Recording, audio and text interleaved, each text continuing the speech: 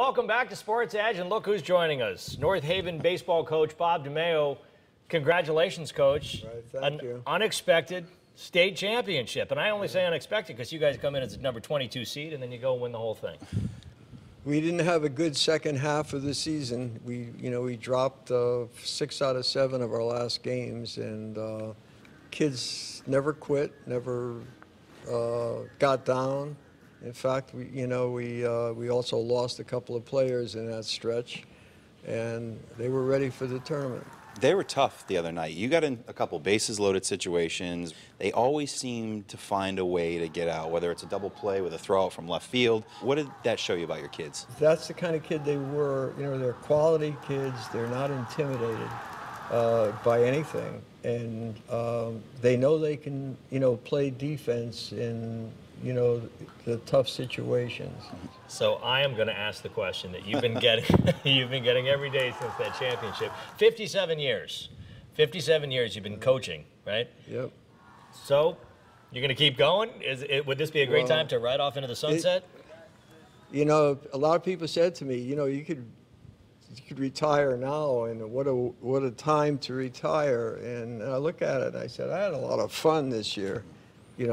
I'm pretty torn. My wife, who is just phenomenal, said, you don't make a decision until, 2 or 3 months go by, and then you think about it. But, I love what I'm doing, so. You've done it for so long. I mean, could you live without it? There would be a huge void in my life, yeah. Well, did you feel like a kid the other night? Because I was watching you after they won, and I know you weren't going to jump in the pig pile after they're celebrating, but you were waving your hat back and forth. With my leg, I'm not going to jump in the pile, no. But do you still have that little boy feeling when you win championships? Yeah, people have asked me, and they say, do you still have the fire in your belly? And I do. I just love the competition. I love the ability to take a group of kids, work with them and see them develop. And and I have a tremendous coaching staff that, they're phenomenal. They look out for me too, because I'm the old guy. So. Well, you don't look like the old guy, but you say you've had some great kids. You've had a lot of kids. In fact, you've got some kids whose grandfathers you've coached. That's right.